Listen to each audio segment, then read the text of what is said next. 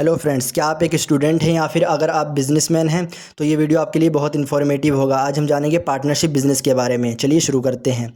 According section 4 of the Indian partnership act 1932 यानी कि भारतीय साझेदारी अधिनियम 1932 की धारा 4 के अनुसार relation between person who have agreed to share the profits of a business carried on by all और any of them acting for all, यानी बिजनेस जब एक या दो से अधिक लोग मिलकर बिजनेस चलाते हैं और प्रॉफिट शेयर करते हैं और उनके बिहाफ पर एक काम करता है या फिर सब मिलकर काम करते हैं, उसी को हम पार्टनरशिप बिजनेस बोल देते हैं।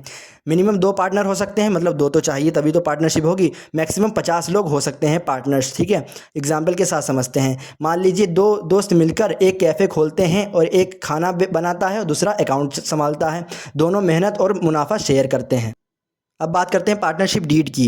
पार्टनरशिप डीड यानी a partnership deed is a written agreement which specific the terms and condition that govern the partnership. Partnership deed होती है साझेदारी संलेख। ये एक रिटन एग्रीमेंट होता है, कंपलसरी नहीं है, पर ये बताया जाता है कि कर लेना चाहिए क्योंकि लड़ाई झगड़े होते हैं तो उसके लिए एक सेफ मतलब माना जाता है कि अगर फ्यूचर में लड़ाई झगड़े होंगे तो हम इसमें जो भी टर्म्स और कंडीशन लिखी हुई है उसको हम मतलब दिखाकर लड़ाई झगड़े को सॉल्व कर सकते हैं। मेनली पार्टनरशिप डीड होता है एक रिटन एग्रीमेंट। ये ओरल भी हो सकता है पर कहा जाता है कि रिटन होना चाहिए। तो ये एक रिटन एग्रीमेंट है जिसमें सारी की सारी टर्म्स और कंडीशन जो भी पार्टनरशिप से रिलेटेड होती हैं सारी की सारी टर्म्स और कंडीशन लिखी होती है। मतलब कौन सा पार्टनर कितनी कैपिटल लगाएगा, प्रॉफिट किस रेशियो से बढ़ेगा, ठीक है, और अलग से जितनी भी कंडीशन होती है वो सारी की सारी इसमें लिखी होती हैं। अब बात करते हैं रजिस्ट्रेशन की। In order to bring a partnership business into existence it is not compulsory to register it, however it is also advisable to get the business firm registered. यानी रजिस्ट्रेशन कंपलसरी नहीं है पर ये बताया जाता है कि रजिस्ट्रेशन हमें करा लेना चाहिए, क्योंकि अगर रजिस्ट्रेशन नहीं कराएंगे तो बहुत सारी प्रॉब्लम हमें हो सकती है। चलिए अब बात करते हैं in the absence of registration of a partnership firm, यानी कि अगर रजिस्ट्रेशन हमारे पार्टनरशिप फर्म का नहीं हुआ है तो क्या हो सकता है। सबसे पहला नो राइट टू स्यू, मतलब इसका मतलब ये होता है हम किसी के ऊपर केस नहीं कर सकते। मतलब अगर हमारा पैसा किसी ने मार लिया है तो हम उस किसी दूसरी फर्म के ऊपर केस नहीं कर सकते हैं। दूसरा आता है partners can not sue each others, यानी कि यहाँ पर एक दूसरे पार्टनर्स के बीच अगर आपस में कोई लड़ाई होती है तो वहाँ पर भी एक दूसरे के ऊपर हम केस नहीं कर सकते हैं। थर्ड आता है लीगल डिसएडवांटेज, यानी कि लीगल डिसएडवांटेज बहुत सारे होते हैं, ठीक है। अगर लाइसेंस वगैरह अगर कुछ चाहिए वगैरह तो वहाँ पर भी थोड़ी प्रॉब्लम्स हो सकती हैं। इसके बाद आता है लिमिटेड ट्रस्ट। ट्रस्ट बहुत लिमिटेड होता है, जैसे बैंक्स का या फिर इन्वेस्टर्स जो होते हैं उनका ट्रस्ट बहुत ही लिमिटेड होता है यहाँ पर, क्योंकि आपके पास रजिस्ट्रेशन आपका नहीं होगा तो बहुत लोग जो होते हैं भरोसा आपके ऊपर नहीं करेंगे।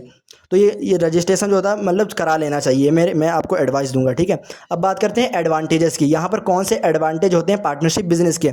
सबसे पहला ईजी टू स्टार्ट, आसानी से स्टार्ट कर सकते हैं। अगर आपको एग्जाम्पल के लिए कंपनी बनाना है तो कंपनी में बनाने में बहुत लंबी प्रोसेस होती है, बहुत कॉम्प्लेक्सिटी होती है।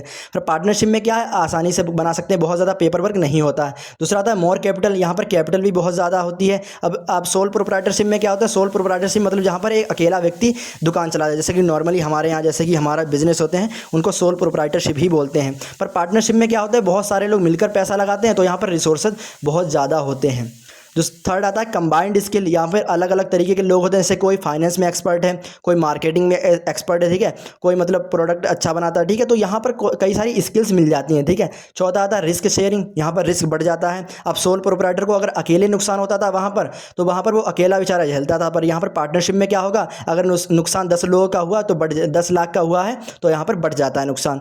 फिफ्थ आता है सीक्रेसी। अब हमारा जो लॉ बोलता है, ये कहता है लॉ हमारा कि आप अपने जो अकाउंट्स है वो सीक्रेट रख सकते हो, बातें अपनी सीक्रेट रख सकते हो। कंपनी के केस में क्या होता है, वहाँ पर आप चीज़ें सीक्रेट नहीं रख सकते हो। तो यहाँ पर कितना एडवांटेजेस होते हैं। सिक्स आता है बेटर डिसीजन मेकिंग, यानी कि डिसीजन मेकिंग यहाँ पर बेहतर होती है क्योंकि कई सारे लोग होते हैं तो डिसीजन मेकिंग यहाँ पर बेहतर होती है। अब बात करते हैं डिसएडवांटेजेस की। सबसे पहला आता है अनलिमिटेड लायबिलिटी।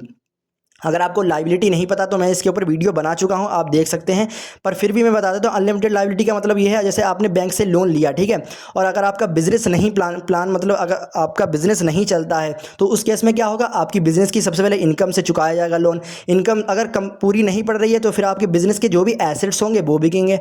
अगर वो भी पूरे नहीं हो रहे हैं फिर पार्टनर्स के जो पर्सनल एसेट्स होंगे, जैसे पार्टनर्स की जो गाड़ियाँ होंगी, ठीक है, उनके घर हो गया, ठीक है, उनकी प्रॉपर्टी होगी, वो बिकना स्टार्ट हो जाएगी। यानी कि इन केस अगर आपका बिजनेस प्लान वर्क नहीं करता है तो आपकी लायबिलिटी होगी अनलिमिटेड होगी।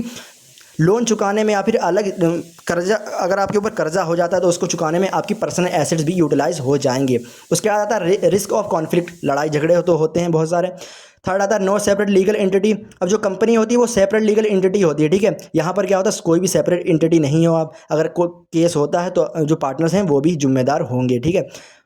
अगला आता है uncertain life. In the case अगर मान लीजिए कोई पार्टनर है, उसकी अगर डेथ हो गई या फिर वो इंसॉल्वेंट हो गया, ठीक है, तो वहाँ पर क्या माना जाएगा, पार्टनरशिप जो हमारा डीड हुआ था, मतलब जो हमारा एग्रीमेंट हुआ था वो फिर से हमें बनाना पड़ेगा, ठीक है। वो पुराना एग्रीमेंट जो होगा वो हमारा मान्य नहीं होगा। यानी कि अगर एक पार्टनर की डेथ हो जाती है, मतलब मृत्यु हो जाती है, या फिर अगर उसका कुछ भी मतलब ऐसी कंडीशन हो जाती है, तो हमें जो है नया एक एग्रीमेंट बनाना पड़ेगा। उसके बाद आती है डिले इन डिसीजन मेकिंग। अब यहाँ पर डिसीजन मेकिंग बेहतर तो होती है, पर क्या होता है, डिले हो जाती है, क्योंकि कई सारे लोग होते हैं मिलकर काम करते हैं। अब मान लो 10 पार्टनर हैं तो टाइम लगेगा सबको सोचने में, तो बहुत सारा डिले इन डिसीजन मेकिंग होता है।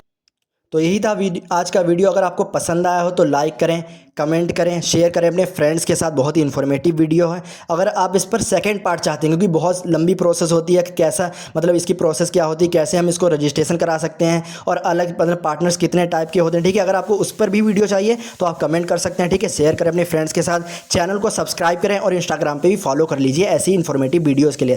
Thanks for watching.